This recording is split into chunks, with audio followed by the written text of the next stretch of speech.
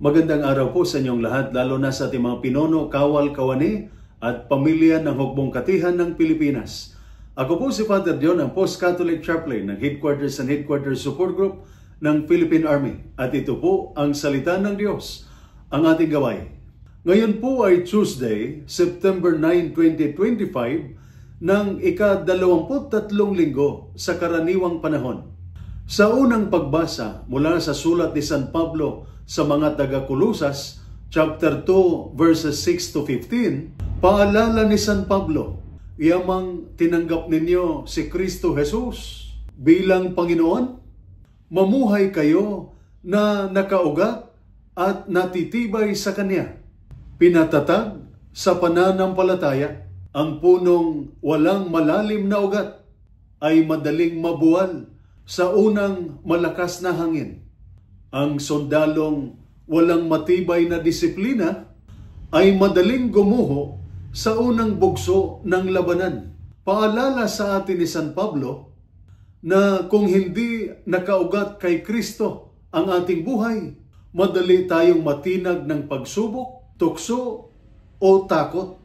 Ngunit kung nakatali tayo sa Kanya, sa pananampalataya, sa mga sakramento, at sa araw-araw na katapatan, mananatili tayong matatag.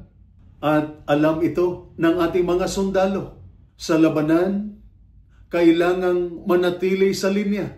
Sa kampo, kailangang patatagin ang loob. Sa personal na buhay, kailangang lumaban sa mga pagdududa.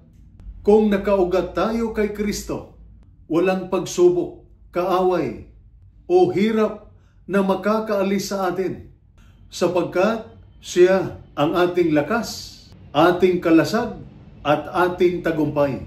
Sinabi rin ni San Pablo, nilupig niya ang kapangyarihan at pamunuan at nagtagumpay sa pamamagitan ng krus. Lalo na sa mga sundalo, napakahalaga nito.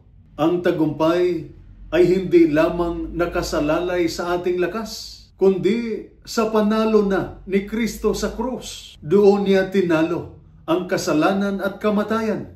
Kaya kahit gaano kalakas ang kaaway o kabigat ang ating pasan, ang huling tagumpay ay kay Kristo. Ang tungkulin natin ay ipaglaban ang pananampalataya.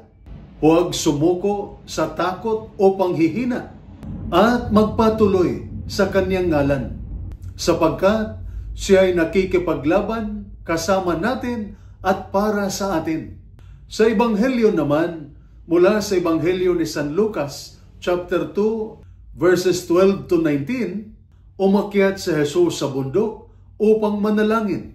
Mula sa kanyang pakikipag-ugnayan sa Ama, pinili niya ang kanyang mga apostol at sinimulan ang kanyang misyon ng pagpapagaling at pagtuturo. Dumagsa ang mga tao upang humanap ng lakas at pag-asa, at dumaloy ang kapangyarihan mula sa Kanya. Alam ito ng mga sundalo. Bago ang anumang misyon, may paghahanda, briefing, estratehiya, ensayo, disiplina. Ipinakita ni Kristo na ang tunay na paghahanda ay panalangin. Kung tayo'y laging nakakabit sa Diyos, makakamtan natin ang karunungan upang mamuno at lakas upang magtiis at ang tapang upang maglingkod ng may katapatan. Kung wala ang panalangin, tayo'y nanghihina.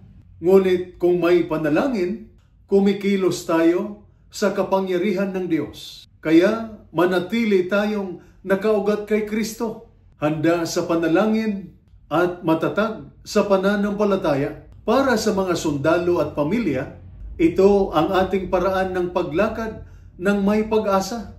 Sapagkat kasama si Kristo bilang ating komandante, hindi tayo nagmamarsa patungo sa pagkatalo, kundi patungo sa tagumpay. Ang tagumpay na Kanyang tinamon na para sa atin sa krus. Ito po ang salita ng Diyos, ang ating gabay. Manalangin tayo. Panginoong Diyos, ipagkaloob mo sa aming mga sundalo ang lakas at tapang sa kanilang tungkulin. at pagpalain mo ang kanilang mga pamilya ng kapayapaan at ng iyong pagkalinga. Naway lagi silang nakaugat kay Kristo, ang aming lakas at ang aming tagumpay. Amen. At sumainyo at sa inyong pamilya ang pagpapala na makapangyarihang Diyos, Ama, Anak at Espiritu Santo. Amen.